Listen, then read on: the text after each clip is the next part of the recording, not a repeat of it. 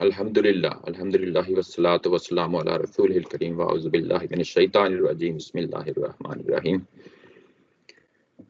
ہم پچھلی دفعہ آیا نمبر 53 تک پڑھ لیا تھا، آج ہم آیا نمبر 54 سے آغاز کر رہے ہیں۔ اس سے پہلے کہ آیا نمبر 54 پڑھیں، پہلے دیکھ لیتے ہیں کہ ہم نے پچھلی دفعہ کیا پڑھا۔ میں کوشش کرتا ہوتا ہوں کہ پچھلے جو کچھ پڑھا ہوتا ہے سمرائز کر لیں۔ اس کی وجہ یہ ہوتی ہے کہ ہم ایک نظم کے تحت قرآن مجید کو پڑھ رہے ہیں، اور جو کچھ پہلے پڑھ چکے ہیں وہ چیز بھی آپ کے سامنے رہنی چاہیے، تاکہ وہ نظم ہی کے اندر وہ تمام چیزیں جو ابھی تک ہم نے پڑھی ہیں وہ آپ کے سامنے رہیں، واضح رہیں۔ اگر میں درمیان سے ایک چیز پڑھنا شروع کر دوں اور پہلے سے جو چیز ہم نے پڑھی ہے اس کو سمرائز نہ کروں، تو بظاہر یہ محسوس ہوگا کہ ہر آیا ایک انڈیپینڈنٹ انڈیویجول آیا ہے۔ میں یہ نہیں کرنا چاہتا۔ ہم کرتے یہ ہیں کہ جب بھی سیشن سٹارٹ ہوتا ہے، جو کچھ پہلے پڑھا ہوتا ہے، جو اصطلاحات وہاں پہ استعمال ہوئی ہوئی، ان کو ہم دوبارہ دیکھ لیتے ہیں تاکہ وہ چیزیں آپ کے ذہن نشین اچھی طرح ہو جائیں۔ ابھی تک جو کچھ ہم نے پڑھا ہے وہ تو آپ جانتے ہیں کہ پہلے ایک ابتدائیہ تھا جو آیا نمبر 1 سے لے کے 39 تک ہم نے دیکھا۔ اس کے اندر جو میجر تھیمز تھے وہ سنن الہیہ کے طور پہ وہ ہدایت و ضلالت کا قانون تھا، اور اس کے بعد توبہ و استغفار سے متعلقہ اللہ تعالیٰ کی سنت کا جو ہے نا وہ پہلو تھے جن کو ہم نے دیکھا۔ یہ دو چیزیں نمایاں تھیں جو ہم نے ابتدائیہ کے اندر دیکھی۔ اس کے بعد ایک اور اللہ کی سنت کا یعنی یہاں پہ اظہار ہو رہا ہے، یوں ہی ہم بنی اسرائیل کے حوالے سے بات شروع کی تھی، تو یہ ہے جزا اور سزا کا تصور۔ جزا اور سزا کا جو تصور ہے یہ ہم نے پچھلی دفعہ بڑی تفصیل کے ساتھ دیکھ لیا تھا۔ اگر آپ چاہتے ہیں کہ دوبارہ سے وہ کیا چیز ہے آپ کے سامنے رہے تو وہ دوبارہ سے پچھلا جو سیشن ہے ریکارڈڈ ہے، دیکھ لیجئے گا۔ اب ہم اسی چیز کو لیتے ہوئے آگے بڑھتے ہیں، وہ یہ کہ ان کو دعوت پیش کی گئی ہے۔ دعوت کس چیز کی پیش کی گئی ہے؟ سب سے پہلے ان کو بتایا گیا کہ تمہارا منصب یہ ہے، تمہارا اسٹیٹس یہ ہے، یہ کہ تم ایک امت ہو، تم اس امت کی حیثیت سے تمہاری کچھ ذمہ داریاں تھیں جو کچھ تم نے ادا کرنی ہیں، اور کچھ اللہ تعالیٰ کی نعمتیں تمہارے ساتھ جو ہے نا جڑی ہوئی ہیں۔ وہ جو نعمتیں ہیں وہ شہادت حق کی نعمت ہے، وہ یہ کہ اس دنیا کے اندر جو اللہ تعالیٰ کی گواہی ہے تمہاری تورات کی صورت میں وہ تمہیں ادا کرنی ہے، خواہ وہ ایمان کی حیثیت سے ہو، عمل کی حیثیت سے ہو۔ پہلے ایمان اور عمل صالح کے ساتھ ان چیزوں کے ساتھ اپنی تورات پہ کھڑے ہونا ہے، اور پھر دنیا کو گواہی دینی ہے کہ یہ وہ ہدایت ہے جو ہمیں میسر تھی۔ جب آپ تورات پہ کھڑے ہو جاؤ گے تو اس کے بعد یقیناً تم اس مرحلے پہ آ چکے ہو کہ اب اگلی وحی جو تورات کے اندر ہی بیان ہوئی ہے کہ جب وہ وحی آئے گی تو تم نے آگے بڑھ کے لگ کے اس کو اختیار کرنا ہے۔ اب وہ وحی آ چکی ہے اس قرآن مجید کی صورت میں، تو اس وحی کو قبول کرو۔ اگر قبول نہیں کرتے تو تمہارے ساتھ ایک حادثہ ہے جو پیش آ جائے گا، بالکل ایسا ہی حادثہ جو ماضی میں کئی ایک حادثات پیش آئے، جس کی آگے اتمام حجت کی صورت میں اللہ قرآن مجید میں اس دعوت کے بعد جو واقعات بیان کیے جا رہے ہیں یہ وہی چیزیں تو ہیں بیان کی جا رہی ہیں کہ اب اس مرحلے پہ اگر اس قرآن کو قبول نہیں کرتے تو تمہارے ساتھ ایک اور ٹرننگ پوائنٹ آ گیا ہے، تمہارے ساتھ ایک اور معاملہ جو ہے نا ہم نے کرنا ہے جس طرح کے معاملات ہم نے پیچھے کیے تھے۔ اور یہ دعوت جب پیش کی گئی کہ قرآن کو قبول کرو، ساتھ ہی جو ہے وہ سنت کا جو پہلو ہے نماز اور زکوٰۃ کا اس کو بھی قبول کرو، اور یہ کہا گیا کہ نماز تم جو پڑھ رہے ہو وہی پڑھو اور جو زکوٰۃ دے رہے ہو وہی ادا کرو، لیکن جب آپ اپنی تورات پہ چلتے چلتے قرآن تک پہنچ جاؤ گے، ایسے ہی تم اپنی نماز اور زکوٰۃ دیتے دیتے ان لوگوں کے ساتھ حامل ہوگے نماز پڑھنے کے لیے۔ یعنی انتہائی خوبصورتی کے ساتھ، انتہائی حکمت کے ساتھ، انتہائی بلاغت کے ساتھ یہ چیز یعنی کمیونیکیٹ کر دی گئی، پہنچا دی گئی، ابلاغ کر دیا گیا اس چیز کا۔ جب یہ چیز واضح ہو گئی تو یہ لوگ نہیں مانے، تو اس کے بعد اللہ تعالیٰ کی ذات نے بڑی تفصیل کے ساتھ میں کہا کہ نہیں ماننا تمہارا یہ یقیناً قیامت والے دن تمہیں کوئی یہ چیز کہ یہ تمہارا جو زام ہے کہ ہم ایک یعنی ایک قوم ہیں، انبیاء علیہ السلام کی اولاد ہیں، ہماری اپنی کتابیں ہیں، ہمارے اندر اپنے نبی ہیں، یہ ہمیں بچا لیں گے، یہ تصور تمہیں کسی طور پہ تمہارے لیے سفارش کا باعث نہیں بنے گا، شفاعت کا باعث نہیں بنے گا، اور وہاں پہ کوئی نہیں ہے جو تمہاری مدد کے لیے آگے بڑھے گا۔ جب یہ لوگ نہیں مانے، یعنی بنیادی چیزیں ان تک پہنچا دی گئیں، ایمانیت کی ہوں یا عمل صالح کی ہوں۔ ایمانیت اللہ پہ ایمان، کتابوں پہ ایمان جو کہ تورات کی صورت میں تھا، اور اس پہ آخرت پہ ایمان، یہ تینوں بنیادی کور چیزیں ان کو جو ہے نا پہنچائی گئیں۔ اور اس کے بعد صالح اعمال جس میں کہا گیا نماز اور زکوٰۃ، یہ چیزیں تمہیں کرنی ہیں۔ اور اس کے بعد اس ٹرننگ پوائنٹ پہ اس امت کے ساتھ جو آگے اب آ گئی ہے، اور اس کا وعدہ تمہاری اپنی کتابوں میں کیا گیا تھا، اب جب کہ یہ واقعہ ظہور ہو چکا، یعنی تمہارے سامنے آ چکا، تو اب سرنڈر کرو اور اس چیز کو قبول کر لو۔ جب نہیں کیا تو اس کے بعد اللہ تعالیٰ کی ذات نے اتمام حجت کے طور پہ وہ تمام واقعات جو ان کی تاریخ سے ہیں ایک ایک کر کے ان کو بیان کیا جا رہا ہے۔ ابھی تک ہم نے 3 واقعات جو ہے نا وہ پڑھ لیے ہیں، اور ان 3 واقعات کے اندر ایک کتاب کا جو ہم آیا نمبر 53 میں پڑھ رہے تھے کہ ہم نے موسیٰ علیہ السلام کو کتاب دی، یعنی کہ فرقان دی، یہ 3A کے طور پہ میں نے یہاں پہ لکھا ہے، آپ سامنے دیکھیں گے تو بریکٹ میں 3A ہے۔ یہ بنیادی طور پہ یہ ایک 3 ایک واقعہ ہے، اس کے زیر تحت آیا ہے۔ نمبر 3 کیا واقعہ تھا؟ وَإِذْ وَعَدْنَا مُوسَىٰ 40 لَيْلَةً ثُمَّ اتَّخَذْتُمُ الْعِجْلَ مِن بَعْدِهِ وَأَنْتُمْ ظَالِمُونَ۔ یہ وہ واقعہ ہے کہ جب ہم نے موسیٰ علیہ السلام کے ساتھ وعدہ کیا تھا، ان کو بلایا تھا اور 40 راتوں کے لیے ان کو اپنے پاس ٹھہرایا تھا۔ اس کا مقصد ہی یہی تھا کہ یہ کتاب دینے کے بعد تمہیں ایک خاص طرز کے تربیت اور تزکیہ سے گزارا جائے۔ یعنی جب ہم تمہیں لے آئے ہیں مصر سے اور اس صحرا میں آ گئے ہیں، تو اب آگے تمہارا نیکسٹ مشن ہے، اس مشن تک پہنچنے سے پہلے ضروری ہے کہ تمہیں الہامی شریعت کے تحت تمہاری تربیت کر دی جائے، تمہیں اس مقام اور مرتبے تک پہنچا دیا جائے جس کے بعد تم اپنی اصل زمین جو تمہاری وعدے کی زمین ہے، جو کہ فلسطین کا علاقہ ہے، شام کا کچھ علاقہ تھا، اور ظاہر عربوں کا بھی کچھ علاقہ تھا، تو یہ وہ جگہ ہے جو ان کے لیے مقدس ٹھہرا دی گئی تھی، اور اس کی باؤنڈری ڈیفائن کر دی گئی تھی۔ سورہ مائدہ میں جا کے بڑی تفصیل کے ساتھ اس چیز کو دیکھیں گے۔ تو اس سے پہلے ضروری تھا کہ ان کو صحرا میں رکھ کے کچھ تربیت سے گزارا جائے، اور اس مقصد کے لیے ہم نے موسیٰ علیہ السلام کو بلایا تھا۔ لیکن ہوا یہ کہ تمہاری وہ تربیت تو انتظام ہونا تھا، لیکن اس کے ساتھ تمہیں ایک اور حادثہ پیش آ گیا کہ تم نے اس دوران ایک بچھڑے کو اپنا معبود بنا لیا اور اس کی پوجا کرنی شروع کر دی۔ یہاں پہ آیا نمبر 52 کے اندر ثم عفونا عنکم، ہم نے تمہیں معاف کر دیا۔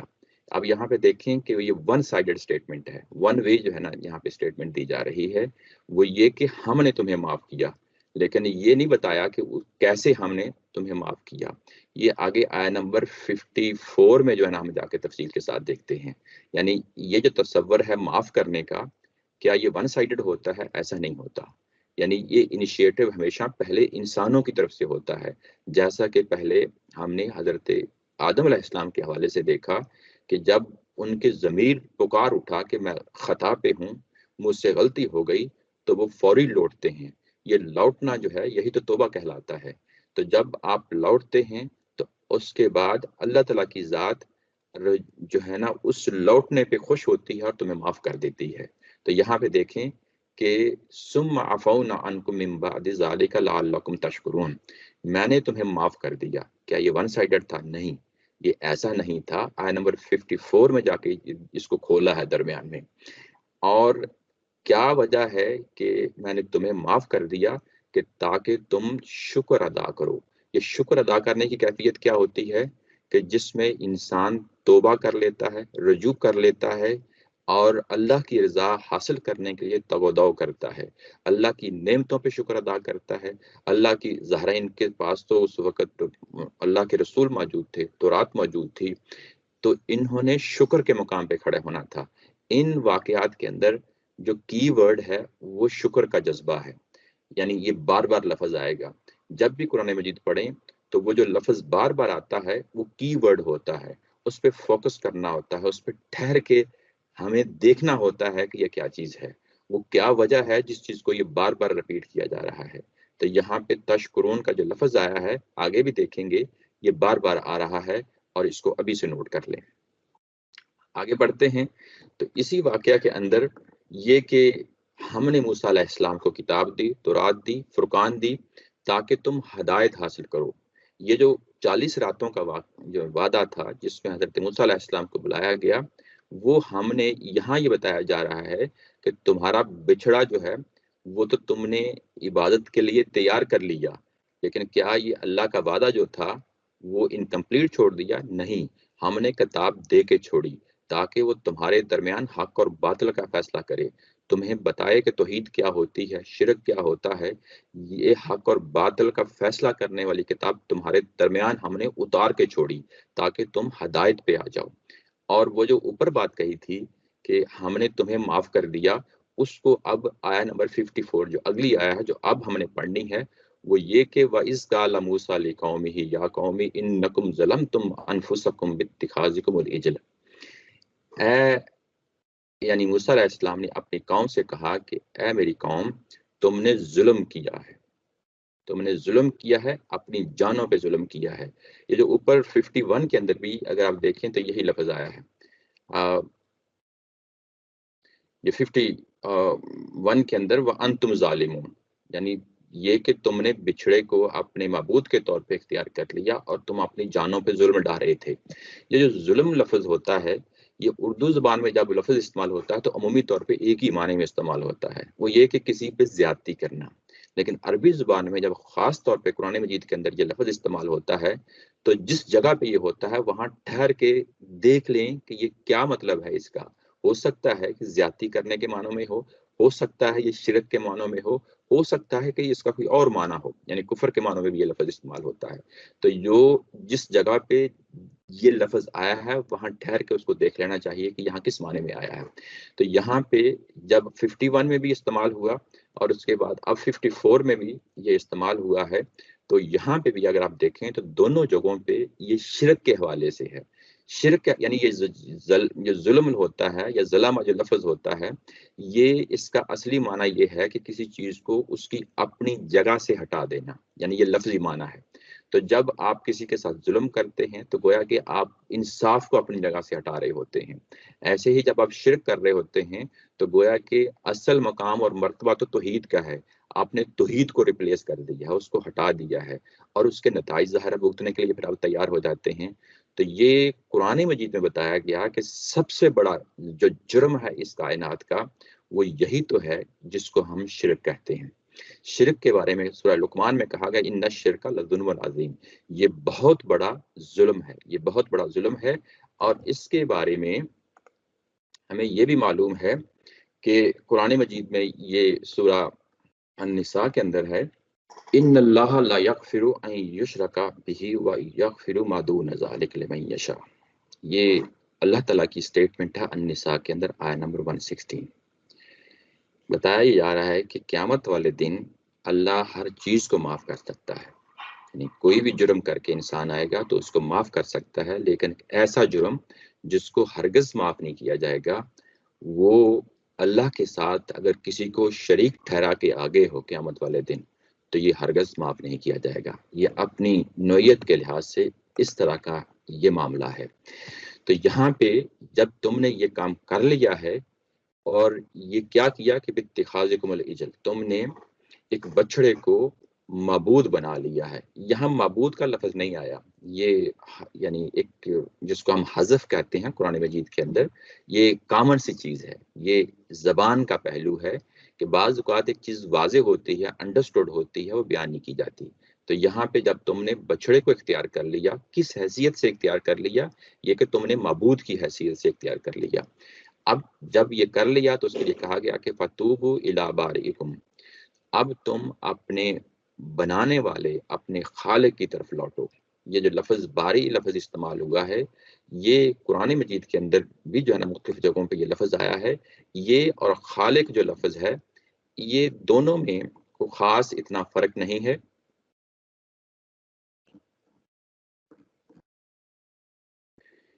سورہ حشر میں آتا ہے هو اللہ الخالق البارئ المصور،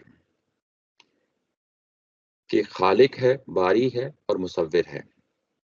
خالق جو ہے یہ جب اس طریقے سے یہ لفظ آتے ہیں مل جل کے ایک ہی جگہ پہ، تو خالق کا مطلب ہوتا ہے جو سٹرکچر تیار کرتا ہے، جو ڈیزائن بناتا ہے، اور باری کا مطلب ہوتا ہے کہ جو اس ڈیزائن کے اندر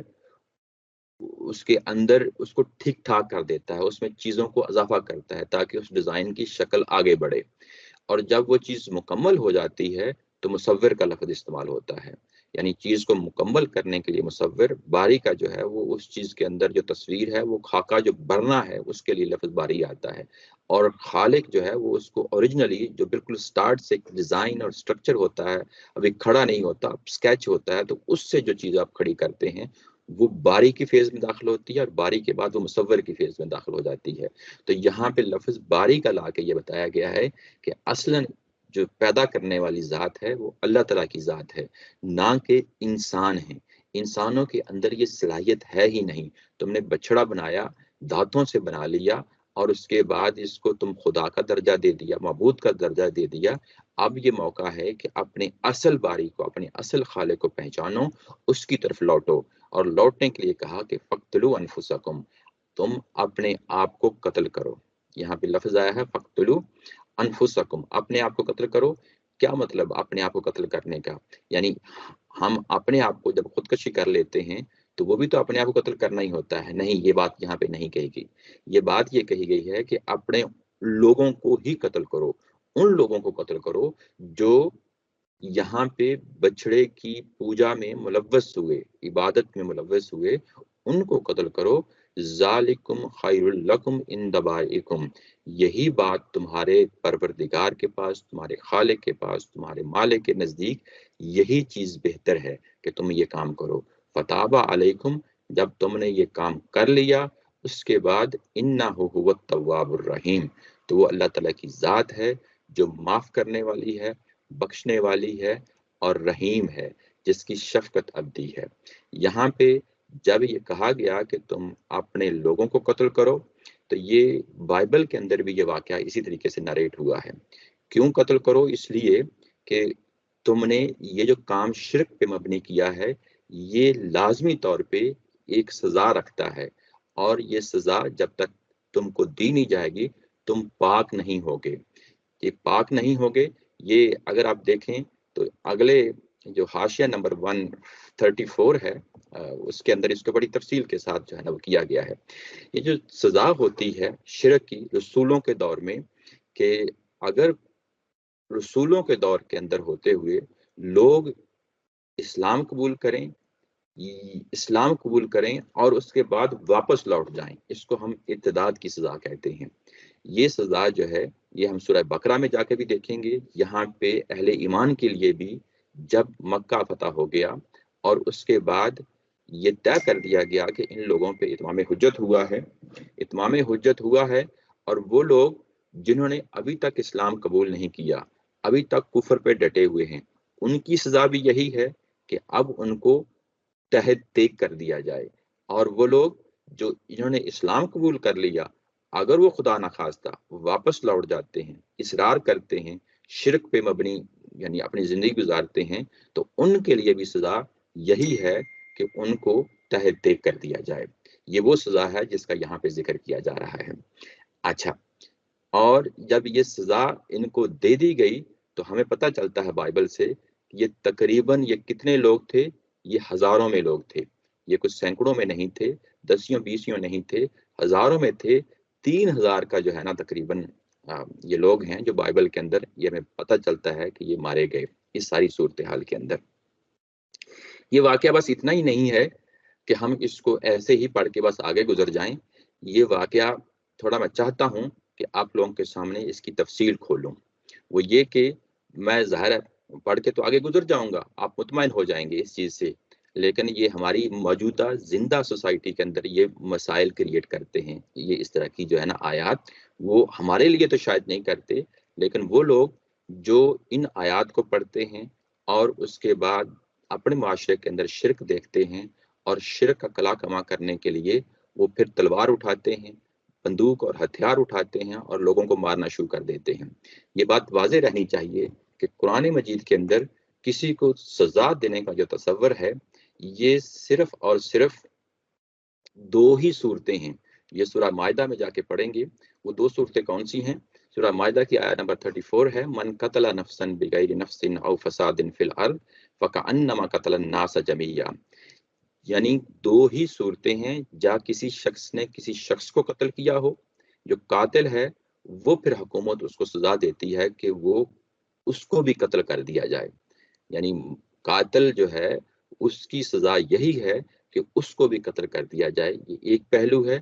دوسرا پہلو جو قرآن مجید ہمیں بتاتا ہے وہ یہ کہ جو فساد فی الارض ہے اس کی سزا بھی یہی ہے کہ ان انسانوں کو قتل کر دیا جائے. یعنی یہ دو ہی سزائیں ہیں. یعنی ایک قاتل، اس کی سزا تو لازمی طور یہ ہے کہ اس کو قتل کر دیا جائے. اب ہمیں سوچنا ہے، سمجھنا ہے کہ یہ فساد فی الارض کیا چیز ہے. یہ سورہ مائدہ میں جا کے ہم جو ہے نا بڑی تفصیل کے ساتھ دیکھیں گے. میں آپ کے سامنے ویسے اس کو رکھ دیتا ہوں. جب ایک شخص چوری کرتا ہے تو اس کی سزا ہاتھ کٹتا ہے، اس کا دایاں ہاتھ کٹتا ہے. لیکن وہی شخص آگے بڑھ کے چوری کرنے کے بعد ڈاکہ ڈالتا ہے، ہائی وے رابری جو ہے نا اس میں ملوث ہو جاتا ہے، بڑے پیمانے پہ جو ہے نا چوری کرتا ہے، تو اس کی سزا پھر لازمی طور پہ اپنی جان سے ہاتھ دھونا ہے. یہ فساد فی الارض کی سزا ہے چوری کے حوالے سے. ایسے ہی ایک شخص جو زنا کرتا ہے وہ تو ہمیں معلوم ہے کہ 100 کوڑے ہیں، لیکن اگر ایک شخص آگے بڑھ کے ریپ کرتا ہے یا پروسٹیٹیوشن کا پیشہ اختیار کر لیتا ہے، یعنی ان دونوں کے لیے، ریپ کے لیے اور پروسٹیٹیوشن کے لیے، دونوں کے لیے اسلام میں سزا یعنی جان سے جانا ہے. جان سے جانا ہے یعنی سنساری کرنا ہے. دونوں طرح کی جو ہے نا یہ فساد فی الارض کے لیے استعمال ہوتا ہے. ایسے ہی شخص کسی کی مال پہ حملہ کرتا ہے، یعنی اس کے بعد یہ میں دو ایگزامپل دی ہیں. یعنی یہ کہ بڑے پیمانے پہ لوگوں کی پراپرٹی کو آگ لگا دیتا ہے، یہ بھی فساد فی الارض ہے. تو گویا کہ یہ جتنی بھی فساد فی الارض کی جو مثالیں آپ کے سامنے رکھی ہیں یہ ساری کی ساری فساد فی الارض سے متعلقہ ہیں. دو چیزیں، یعنی قاتل ہو، دوسرا فساد فی الارض کا مجرم ہو، یہ شریعت کا حصہ ہے. یہ تا قیامت کے لیے یہ کوئی بھی حکومت جو اسلامی معاشرے پہ مبنی ہے وہ ان شریعت کے پہلوؤں کو امپلیمنٹ کر سکتی ہے. لیکن کیا اس کے علاوہ بھی کوئی اور طریقہ ہے جس کے تحت ہم کسی کو موت کی سزا دے سکتے ہیں؟ ہرگز نہیں دے سکتے. لیکن اس کے باوجود بھی قرآن مجید کے اندر سورہ توبہ میں پڑھیں گے اور یہاں پہ سورہ بقرہ کے اندر بنی اسرائیل کے حوالے سے یہ واقعہ زیر بحث آ گیا ہے. تو یہ اس کی نوعیت کیا ہے اس کو بھی ہم سمجھیں گے، اس کو بھی ہم دیکھیں گے. تو وہ پہلو یہ ہے کہ رسولوں کے دور میں، صرف اور صرف رسولوں کے دور میں، یعنی یہ شریعت کا حصہ نہیں ہے، صرف اور صرف رسولوں کے دور میں اگر جن مشرک قوموں پہ اتمام حجت ہو جاتا ہے وہ پھر بھی اپنے شرک پہ اصرار کرتی ہیں تو ان کو تہتے کر دیا جاتا ہے. اور اس دوران اگر اہل ایمان بھی واپس لوٹ جاتے ہیں شرک کی طرف تو ان کے لیے بھی یہی سزا ہے کہ ان کو بھی تہتے کر دیا جائے. یہ کام صرف اور صرف رسولوں کے ساتھ متعلق ہے. میں اور آپ اور کوئی حکومت مسلمانوں کی یہ روادار نہیں ہے کہ وہ اس چیز کی بنیاد پہ لوگوں کی جان لے. لوگوں کا خون کرنا یہ کوئی معمولی چیز نہیں ہے. اور یہاں پہ جو بات کہی جا رہی ہے، کیونکہ رسولوں کے دور میں قیامت زمین پہ لگتی ہے، کل کو جو واقعہ قیامت والے دن پیش آنا ہے جس کی بنیاد پہ ہمیشہ کے لیے مشرکین کو دوزخ میں ڈالا جائے گا، ایسے ہی دنیا کے اندر اگر رسولوں کی موجودگی میں قیامت صغریٰ برپا ہوتی ہے اور اس قیامت صغریٰ میں اگر کچھ لوگ یہاں شرک کرتے ہیں اور خاص طور پہ اہل ایمان اور واپس لوٹ جاتے ہیں تو ان کی سزا بھی یہی ہے کہ ان کو قتل کر دیا جائے. اچھا، ان کو قتل کر دیا جائے اور اس کے بعد یہ کہا گیا کہ تمہارے پیدا کرنے والے کے نزدیک یہی بہتر ہے. یعنی یہ کوئی معمولی چیز نہیں ہے اور اس کی جسٹیفیکیشن دی جا رہی ہے کہ تمہارا پروردگار یہی چاہتا ہے، یہ کہ تمہارے اندر یہ چیز پیدا نہ ہو کہ یہ تو ظلم ہو گیا، یہ تو زیادتی ہو گئی، موسیٰ علیہ السلام نے کر دی. ہرگز زیادتی نہیں کی. یہ تمہارے رب کا یہی منشا ہے کہ ان لوگوں کو، کیونکہ قیامت صغریٰ برپا ہے یہاں پہ، جن لوگوں نے یہ کام کر دیا ہے تو تمہارا رب یہی چاہتا ہے کہ ان کو اب موت کی نیند سلا دیا جائے. اور جب تم نے یہ کام کر لیا تو پھر میں نے تمہیں بحیثیت مجموعی معاف کر دیا، فتاب علیکم، تو میں نے تمہیں معاف کر دیا۔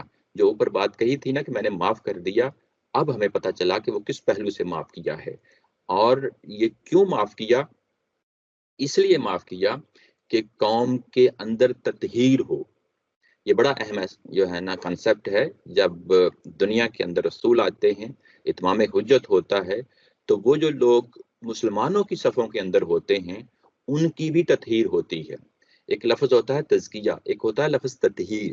تزکیہ جو ہے وہ تو انفرادی طور پہ میرا اور آپ کا ہو رہا ہوتا ہے، ہم نمازیں پڑھتے ہیں، ہم اخلاقیات کو اختیار کرتے ہیں، ہم زکوٰۃ دیتے ہیں، تو یہ تزکیہ ہے جو ہمارا ہو رہا ہوتا ہے۔ لیکن جب بحیثیت مجموعی پوری قوم کا تزکیہ ہو رہا ہو تو اس کے لیے تزکیہ کا لفظ مناسب نہیں ہوتا، اس کے لیے ہم لفظ تطہیر کہتے ہیں۔ تو یہ کہ بحیثیت مجموعی تمہاری قوم کے اندر جو کچھ ہو چکا ہے اس کی تطہیر کرنا بڑا ضروری ہے، تاکہ وہ دوبارہ تمہاری وہی پوزیشن حاصل ہو جائے جس پہ تمہیں اللہ تعالیٰ کی ذات دیکھنا چاہتی ہے رسولوں کے دور میں۔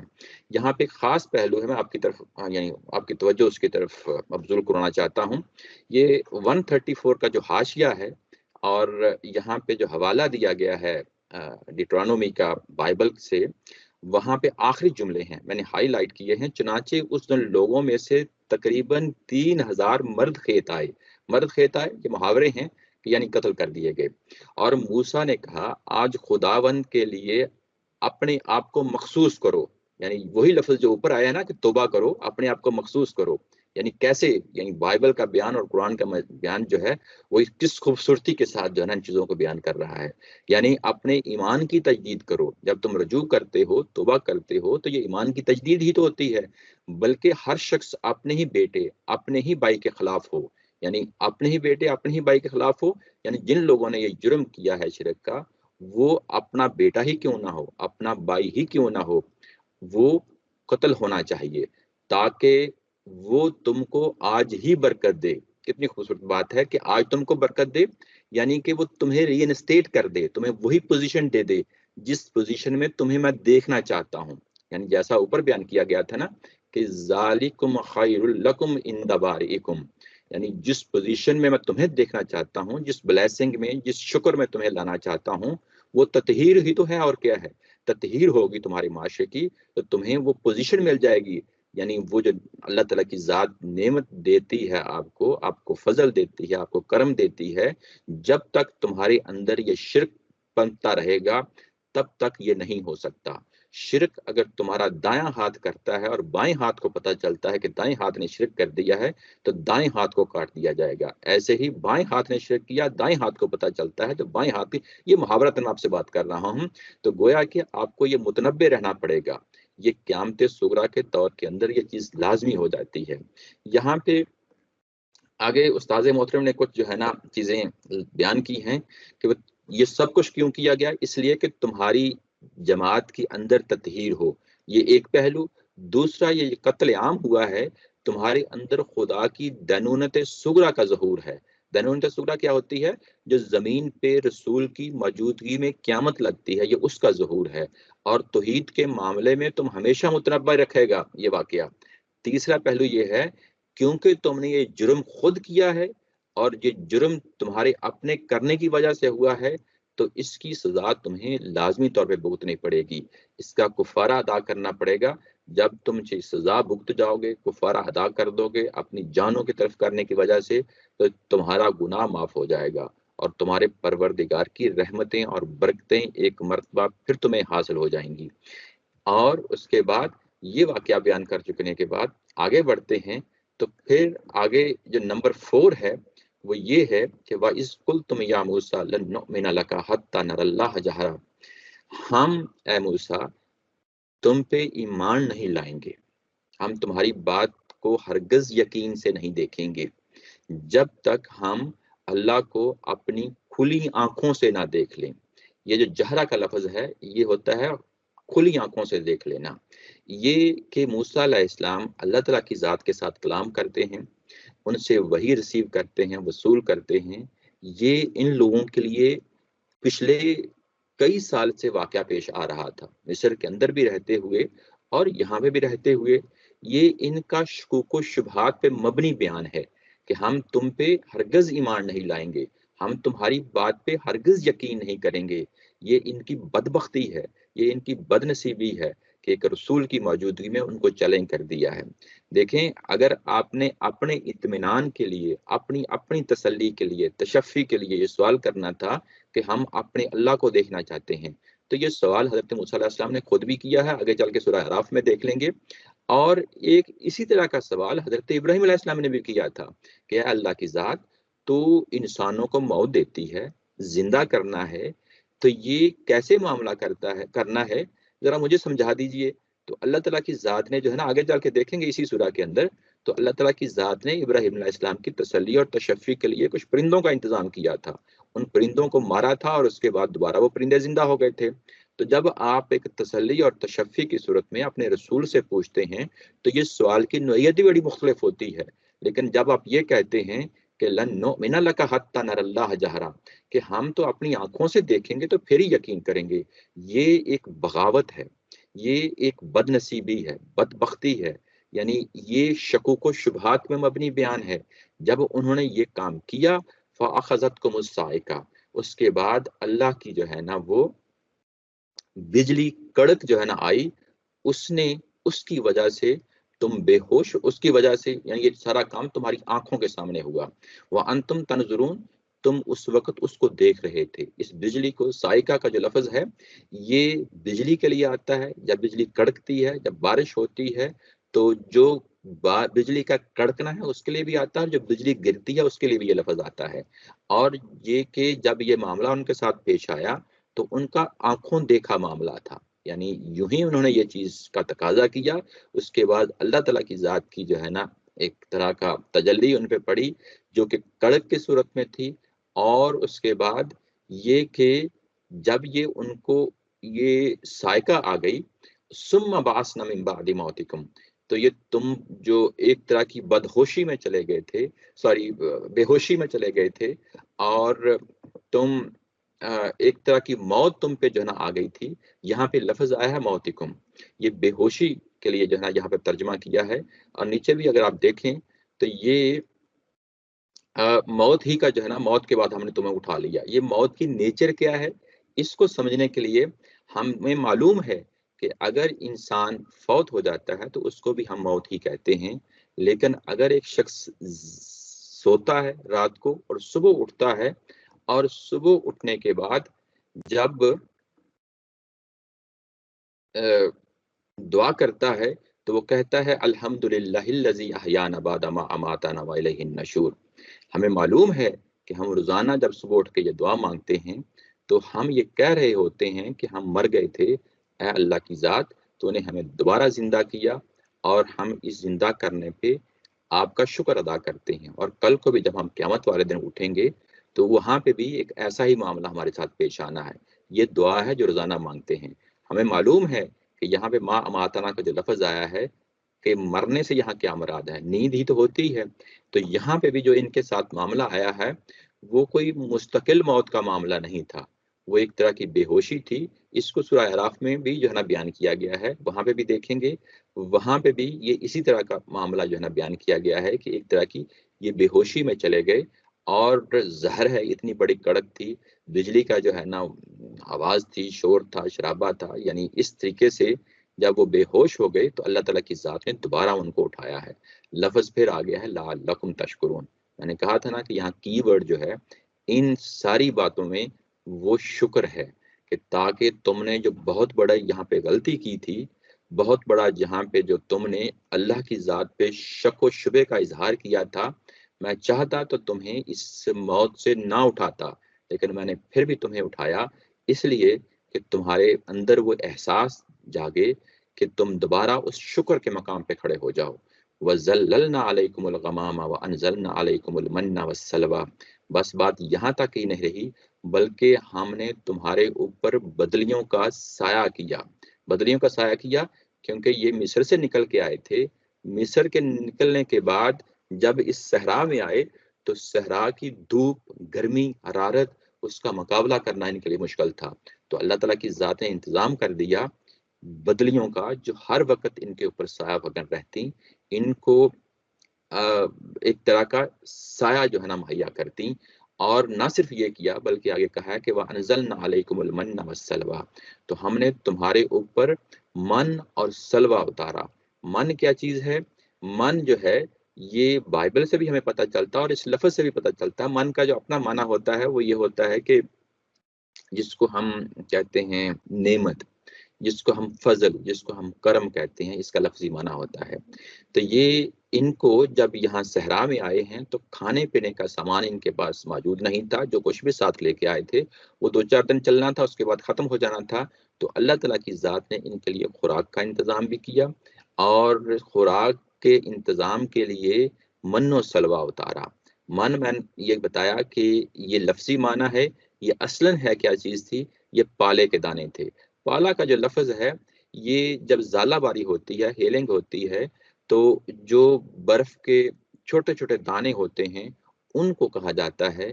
तो गोया कि ये अपनी नौइयत के अंदर कोई ऐसी शबनम के, औस के, ड्यू के जो है ना वो ड्रॉप्स होते थे, ऐसे जो है ना वो शक्ल में होती थी जैसे पाले के दाने होते हैं, और ये जमा कर लेते तो इसको रोटी के तौर पे, खुराक के तौर पे इस्तेमाल करते। ये जब रोज़ाना सुबह के टाइम जो है ना ये मामला इनके साथ होता, तो सूरज की हरारत बढ़ने से पहले-पहले ये इनको इकट्ठा कर लेते इन दानों को और उसके बाद स्टोर कर लेते, तो पूरे दिन के लिए इनकी ये खुराक का इंतज़ाम बन जाता। ये खुराक का इंतज़ाम इसको बाइबल में जब कहा गया मन को, तो उसके बाद रोटी का लफ़्ज़ इस्तेमाल हुआ है। गोया कि ये रोटी के तौर पे इसको इस्तेमाल करते थे। उसके बाद सलवा का लफ्ज़ इस्तेमाल हुआ है। सलवा ये परिंदे थे जो इनको शाम के वक़्त गौल के गौल आते और ये बटेरों की नौइयत के जो है ना परिंदे थे। और जैसे बटेरों को पकड़ना आसान होता है, ऐसे ही इन परिंदों को पकड़ना आसान होता था। और गोया के यानी रोटी के साथ सालन और तरकारी का मामला भी इनके साथ कर दिया गया। और ये कि दोनों चीज़ों के साथ अब अपनी ज़िंदगी जो है ना आगाज़ कर सकते थे। खुराक का इंतज़ाम कर दिया, हरारत का इंतज़ाम कर दिया, क्योंकि वहाँ पे इनके पास रिहाइश के लिए अभी मकान तो थे ही नहीं वहाँ पे सहरा में, तो अल्लाह ताला की ज़ात ने इनके लिए दोनों इंतज़ाम कर दिए। और उसके बाद कहा कि कुलू मिन तय्यिबाति मा रज़क़नाकुम, जो कुछ अल्लाह ताला की ज़ात ने पाक चीज़ें तुम्हें दी हैं, इसमें से खाओ पियो। इसमें से खाओ पियो, ये जो लफ़्ज़ आया कुलू, यानी ये कि ये चीज़ें ज़बान हाल से बता रही हैं कि ये अल्लाह की नेमतें हैं। एक होता है ज़बान कौल। ज़बान कौल क्या होता है? ज़बान से बताना किसी चीज़, किसी शख्स को कि ये काम ऐसे हो रहा है। वो जब ज़बान से बताते हैं, फ़िज़िकल ज़बान से, तो आप बोल के बता रहे होते हैं। तो जब ये चीज़ें अल्लाह ताला की ज़ात ने इनको दी, तो ये चीज़ें अपने वजूद से बता रही थीं। जब कोई चीज़ अपने वजूद से कोई चीज़ बता रही हो, तो उसको हम ज़बान हाल कहते हैं। ज़बान हाल से ये चीज़ें बता रही थीं कि ये अल्लाह की नेमतें हैं, पाक नेमतें हैं, इनको खाओ, इनको इस्तेमाल करो और अल्लाह का शुक्र अदा करो। यहाँ पे फिर वो जो लफ्ज़ पीछे था शुक्र, वो यहाँ पे हज़फ है, यानी शुक्र अदा करो। लेकिन हुआ ये कि इन्होंने शुक्र अदा नहीं किया। वमा ज़लमूना, इन्होंने जुल्म किया। यानी जुल्म यहाँ पे किस हवाले से है कि मेरे पे जुल्म किया, यानी ये कि मेरा कुछ नहीं बिगाड़ा। ये जो लफ्ज़ जुल्म आया है यहाँ पे, फिर हमने देखना है कि ये किस पहलू से है। क्या हम अल्लाह ताला के साथ जुल्म कर सकते हैं? यानी किस पहलू से जुल्म कर सकते हैं? यानी अल्लाह ताला की ज़ात का कुछ बिगाड़ना है। तो यहाँ पे उसकी नफ़ी हो रही है कि इन्होंने नाशुक्री करके मेरा कुछ नहीं बिगाड़ा था, वलाकिन कानू अनफुसहुम यज़लिमून, ये अपने ऊपर ही ये जुल्म करते रहे, अपने ऊपर जुल्म करते रहे, यानी कि नाशुक्री करते रहे। इनकी नाशुक्रियां हैं यहाँ पे जो इनका बार बार इजहार हो रहा है। यहाँ एक बलागत का पहलू मैं आपके सामने रखना चाहता हूँ। यहाँ पे भी अगर आप देखें तो कुम कुम कुम के सारे सीगे आ रहे हैं। ये जो आया नंबर 56 है, व इज कुल तुम, जब हमने तुम्हें कहा, फ़अख़ज़तकुमुस्साइक़ा, जब तुम्हें जो है ना अल्लाह की जो है ना कड़कने आ लिया। सुम्मा बअसनाकुम, फिर हमने तुम्हें उठाया, बाद मौतिकुम, तुम्हारी मौत के बाद, लअल्लकुम तशकुरून, ताकि तुम अल्लाह का शुक्र अदा करो। और उसके बाद कुम आगे भी जारी रहता है 57 में भी, लेकिन यूं ही 57 के आखिर में आते हैं तो यहाँ पे जो प्रोनाउन है वो चेंज हो गया है। वमा ज़लमूना वलकिन अनफुसहुम वलकिन कानू अनफुसहुम यज़लिमून, वो हमने इनका कुछ नहीं बिगाड़ा था, बल्कि अपने ऊपर ही वो जुल्म डालते रहे, वो जुल्म डालते रहे। कौन? अब यहाँ पे मुंह मोड़ के बात कही जा रही है, यानी पहले बराह रास्त खिताब करके बात कही जा रही थी, अब यहाँ पे एक मुख्तलिफ प्रोनाउन लाके, जब कुरान मजीद इस तरीके से दूसरा प्रोनाउन लाता है तो इसका मतलब ये होता है कि यहाँ एक बेजारी का इजहार किया जा रहा है।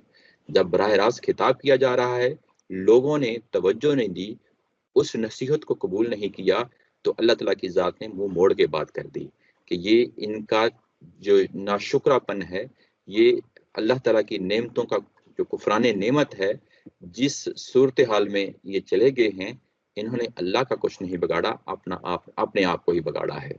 तो ये एक थर्ड जो पर्सन का प्रोनाउन ला के बात की गई है, वो बेजारी के मफहूम के अंदर जो है यहाँ पे बात की गई है।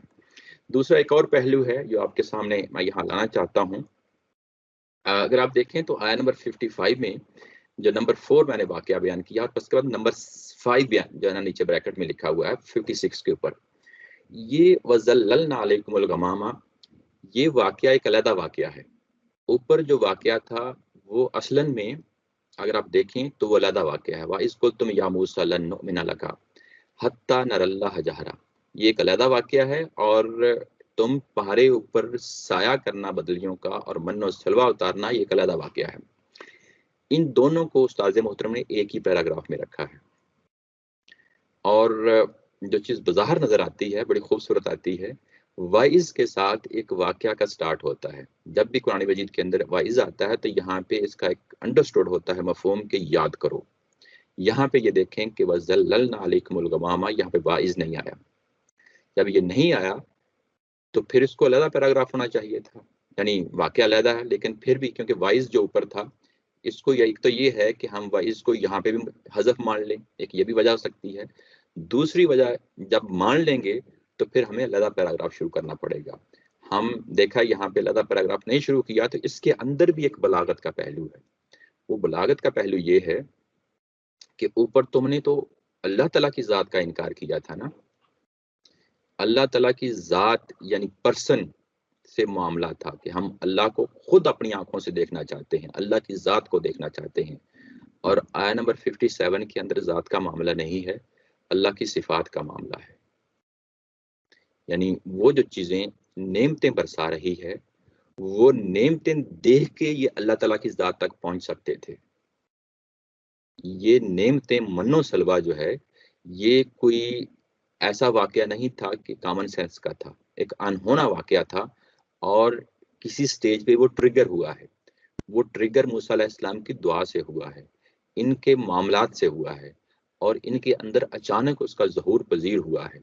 ये अल्लाह ताला की सिफात हैं जो सामने आती हैं। इंसानी अकल ने पहुंचना था और अल्लाह ताला की ज़ात को पहचानना था। ये वहाँ पे भी ना पहचान सके, ज़ात को भी ना पहचान सके, और अल्लाह की सिफात को भी नहीं पहचान सके। इसलिए कहा कि वमा ज़लमूना वलाकिन कानू अनफुसहुम यज़लिमून। ये बहुत अहम जो है ना पहलू है, जो आया नंबर 56 और 57 यानी पैराग्राफ के अंदर, जो पैराग्राफ की अपनी तरतीब है नज़म के लिहाज से, वो भी बड़ी खूबसूरती के तरीके से हमारे सामने आ जाता है। आगे बात बढ़ाते हैं। नंबर 6 जो है वो ये है कि वाइज़ कुल्ना दखुलू हाज़िहिल करिया।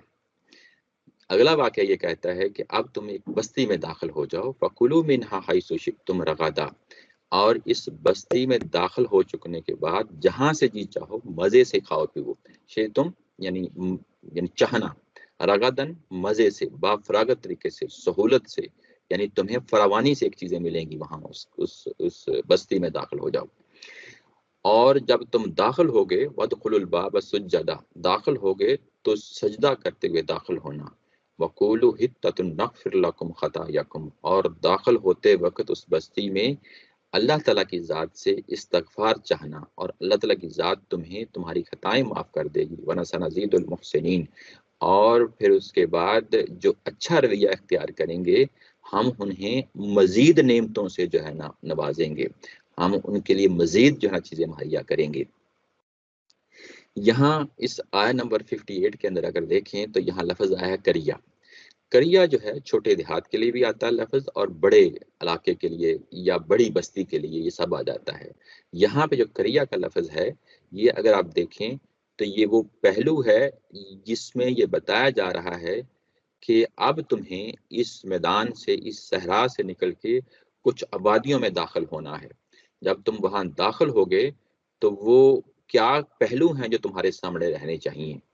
وہاں یہ سورہ معاہدہ میں جائیں گے تو بڑی تفصیل کے ساتھ ہمیں پتہ چلتا ہے کہ یہ جن علاقوں میں ان کو داخل ہونا تھا، ان کو فتح کرنا تھا، فتح کر کے وہاں رہنا تھا، تو اللہ تعالیٰ کی ذات نے جس طرح میدان بدر میں مسلمانوں سے کہا کہ تم جاؤ وہاں پہ میدان بدر میں اترو، تمہیں بس کھڑے ہونا ہے، اس کے بعد میرے فرشتے ہیں جو تمہارے ساتھ کھڑے ہوں گے اور یہ معاملہ آٹومیٹیکلی تمہارے ہاتھ میں آ جائے گا۔ ایسے ہی معاملہ ان کے ساتھ ہونا تھا کہ جب تم بستیوں میں داخل ہوگے تو اس کے بعد یہ بستیاں تمہاری ہیں، تمہاری ہیں، اور اس کے بعد یہ جو تمہیں یہاں پہ بھوک اور پیاس کا مسئلہ ہے، یہاں خوراک کا مسئلہ ہے، یہ ختم ہو جائے گا، اور تمہیں تمہاری مرضی کی غذا وہاں پہ ملے گی، تمہاری جو چیز چاہو گے تمہیں ملے گا وہاں پہ۔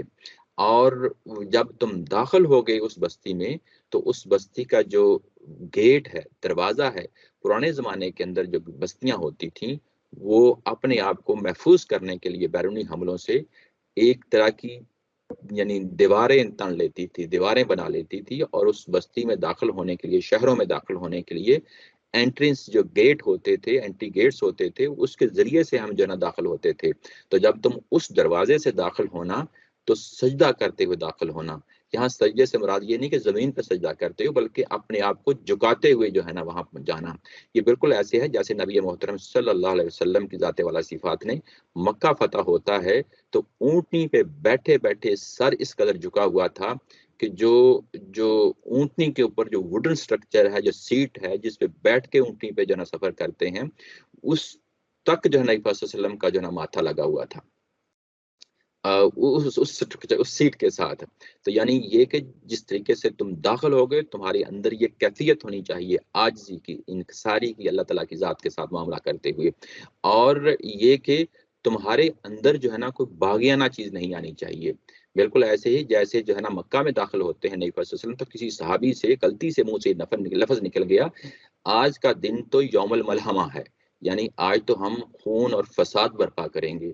نبی پاک صلی اللہ علیہ وسلم کو پتہ چلا تو آپ نے فرمایا کہ نہیں، یہ بات ٹھیک نہیں ہے، آج کا دن یوم المرحمہ ہے، یعنی رحمت کا دن ہے۔ تو گویا کہ اللہ تعالیٰ کی جو ہے نا عاجزی، انکساری، اور اس کے بندوں کے ساتھ بھی عاجزی اور انکساری کے ساتھ پیش آنا ہے، یہ معاملہ ہے جو ان کو کہا جا رہا ہے۔ اور جب یہ تم داخل ہو گئے تو اللہ سے استغفار کرتے ہوئے داخل ہونا۔ حتہ کا لفظ جو ہے اس کا معنی ہوتا ہے جھاڑنا، جھاڑنا۔ تو یہ عبرانی زبان کا لفظ ہے، جب عربی میں بھی آیا تو اسی طریقے سے آ گیا۔ جھاڑنے کا کیا مطلب ہوتا ہے؟ یعنی جب آپ اپنے گناہ جھاڑتے ہیں تو گویا کہ اللہ سے جو ہے طرف رجوع کرتے ہیں، توبہ اور استغفار کرتے ہیں، تو یہ استغفار کے لیے لفظ آیا ہے۔ یہ آگے لفظ آیا نغفر لکم، یہ اس سے خود پتہ چلتا ہے کہ حتہ کا کیا معنی ہے۔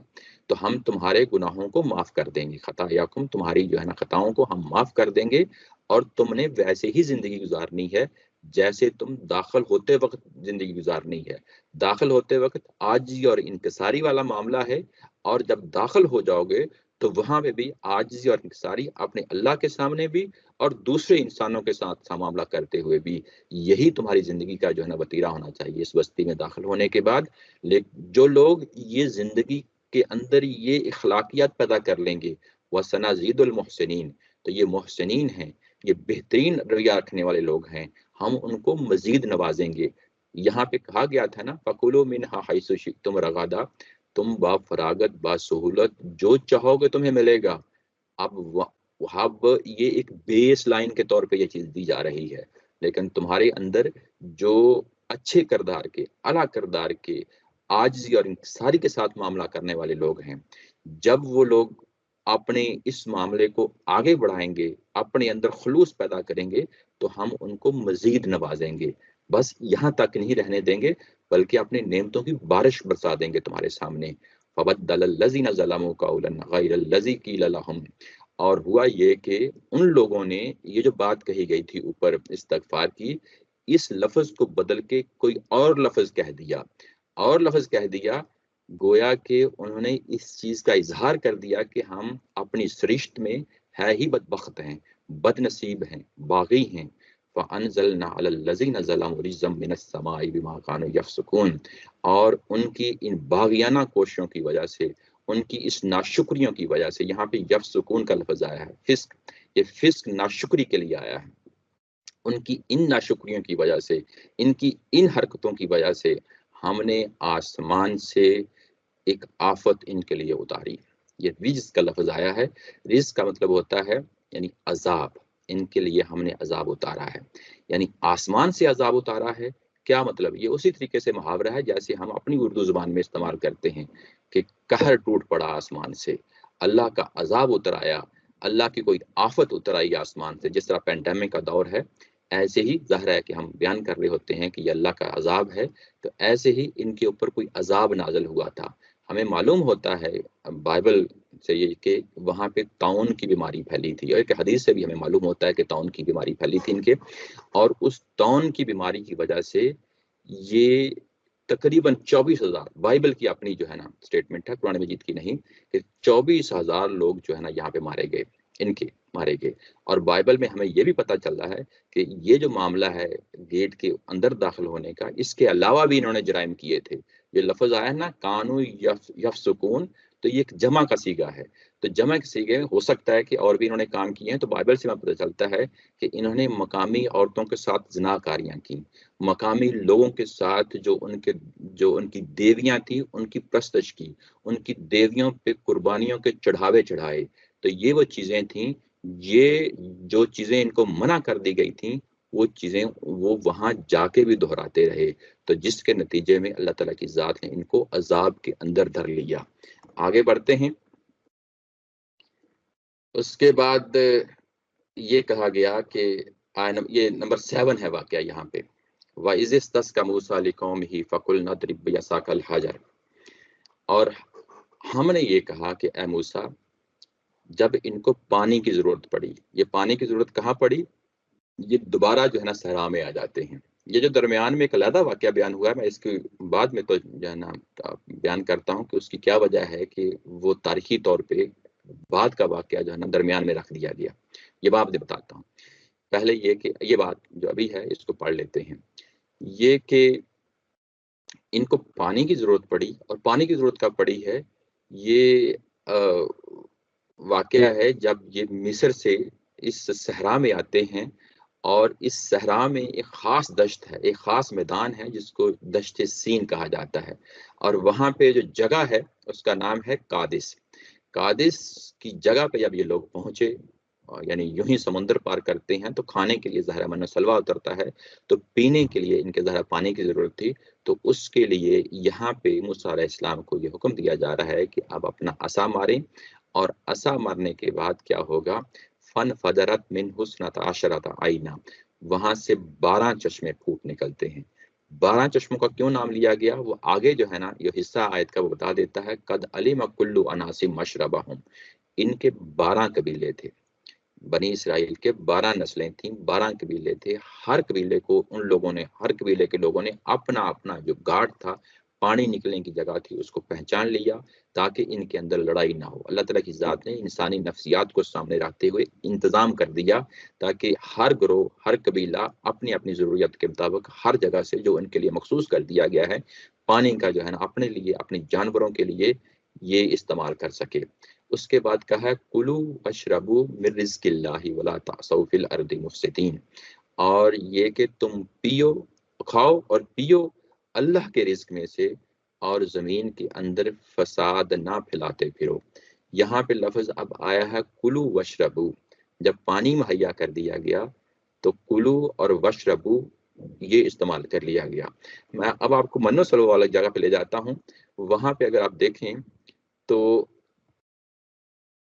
وہاں پہ صرف کلو کا جو ہے لفظ آیا ہے، وہ یہ دیکھیں، یہ آیا نمبر 57 میں، کلو من طیباتی ما رزقناکم، یہ یہاں پہ کلو صرف اسی کا آیا ہے، لیکن یہاں جب پانی کا انتظام کر دیا گیا تو یہاں پہ دونوں پہلوں کے کلو وشربو، اب یہاں پہ پانی اور خوراک دونوں کی بات ملا کے کہی جا رہی ہے، اور یہاں پہ وہی بات دوبارہ دوہرا کے کی جا رہی ہے کہ زمین میں فساد برپا نہ کرو، یعنی کہ شکر کے مقام پہ کھڑے ہو جاؤ اور اپنی باغیانہ جو روش آپ لوگوں نے اختیار کی ہے اس سے باز آ جاؤ۔ اچھا، یہاں اب میں آپ کے سامنے یہ یعنی درمیان میں ایک مختلف واقعہ یہ کہ تاریخی طور پہ جو آگے کا واقعہ تھا اس کو پہلے بیان کر دیا ہے، لیکن جو بعد میں واقعہ پانی پینے کا واقعہ ہے، یعنی چشموں کو جاری ہو جانا کا جو واقعہ ہے، وہ بعد میں نمبر 7 پہ جو ہے نا پیش کیا ہے۔ نمبر جو 6 پہ ہے، یہ اگر آپ دیکھیں تو یہ تاریخی طور پہ بعد کا واقعہ ہے، اور اس کے پہلے جو نمبر 5 ہے اور 4 ہے یہ بھی اس سے پہلے کا ہے۔ تو یہ جب ہم قرآن مجید کے اندر اس طرح کی چیز دیکھتے ہیں تو ذہن میں سوال پیدا ہوتا ہے کہ یہ تاریخی طور پہ پھر وہ چیزیں کیوں آگے پیچھے کر دی گئیں۔ قرآن مجید کے بارے میں یہ چیز یاد رکھیں کہ یہ ہدایت کی کتاب ہے۔ جب لوگوں کے ساتھ مکالمہ کرتی ہے، لوگوں کے ساتھ خطاب کرتی ہے، تو وہ موقع اور محل ہوتا ہے جس کو سامنے رکھا جاتا ہے۔ اس کی مثال میں آپ کے سامنے رکھتا ہوں۔ ایک بزرگ ہیں جو اپنے کسی برخوردار کو ڈانٹ رہے ہیں، نصیحت کر رہے ہیں۔ جب ڈانٹ رہے ہیں اور نصیحت کر رہے ہوتے ہیں تو اس کے اندر ہو سکتا ہے کہ کوئی اس برخوردار کی ماضی کی چیزیں سامنے اس کو بیان کی جا رہی ہوں، اور یہ بزرگ جب بیان کر رہے ہوتے ہیں تو ضروری نہیں ہے کہ وہ تاریخی طور پہ تمام واقعات کو ایک ایک کر کے جو ہے نا تاریخی طور پہ سامنے رکھیں، نہیں، موقع محل کے مطابق جس طرح کی کوئی چیز ہوتی ہے ویسے ہی پیش کی جاتی ہے۔ تو یہاں پہ جب ان کو بنی اسرائیل کو جو مدینہ کے لوگ ہیں ان کو یہاں پہ اتمام حجت ہو رہا ہے، اللہ تعالیٰ کی ذات نے اپنی حکمت کے تحت، اپنی علم کے مطابق، جو لوگوں کے مزاج کے مطابق بات ہوتی ہے اس کے مطابق جو ہے نا وہ بیان کر دیتے ہیں۔ تو یہاں پہ اسی چیز کو سامنے رکھتے ہوئے اللہ تعالیٰ کی ذات نے اپنی حکمت کے مطابق چیزوں کو اس طریقے سے پیش کیا ہے تاکہ وہ بات صحیح امپیکٹ کے ساتھ ان تک پہنچے جو ان تک پہنچانا مقصود ہے۔ لیکن یہاں پہ ایک نظم کا پہلو ہے، وہ میں آپ کے سامنے رکھتا ہوں، اس سے چیزیں اور خوبصورتی، یعنی یہ نصیحت کا پہلو، حکمت کا پہلو تو اپنی جگہ، وہ اس سے کوئی انکار نہیں ہے، لیکن اس نظم کے اندر جب ہم اس کو دیکھتے ہیں تو وہ جو پہلو ہے، وہ پہلو کیا ہے؟ وہ یہ کہ اگر آپ دیکھیں کہ یہاں پہ نمبر 4 میں اللہ کی ذات کا انکار، نمبر 5 میں اللہ کی صفات کا انکار، اور اس سے پہلے جو چیز تھی نمبر 3 میں جو جناب بیان کی گئی تھی، سوری نہیں، نمبر 5 کے اندر ہی، نمبر 5 کا جو واقعہ ہے جس میں یہ بادلوں کا سایہ کرنا اور ان کے اوپر من و سلوہ کا آ جانا، بادلوں کا سایہ کرنا، من و سلوہ کا آ جانا، یہ کوئی مستقل چیز نہیں تھی۔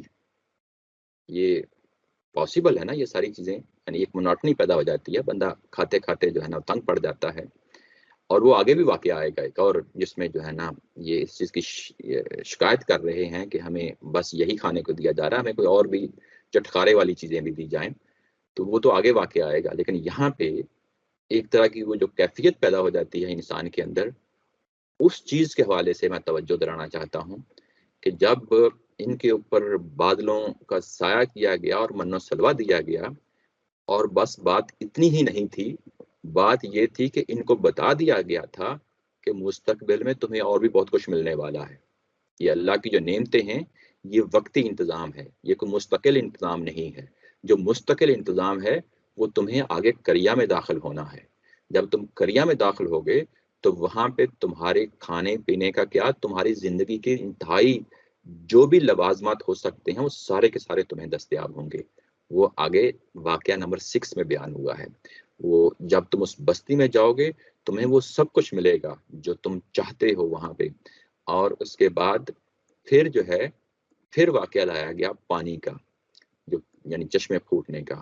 تو گویا کہ ان دونوں کے درمیان رکھ کے جو واقعہ ہے وہ بتانا مقصود یہ ہے کہ یہ محض اتنا ہی نہیں کہ ہم نے تمہیں خوراک کا انتظام کیا اور پانی کا انتظام کیا، خوراک کے لیے من و سلوہ کہا اور پانی کے لیے جو نا 12 چشموں کی بات کی۔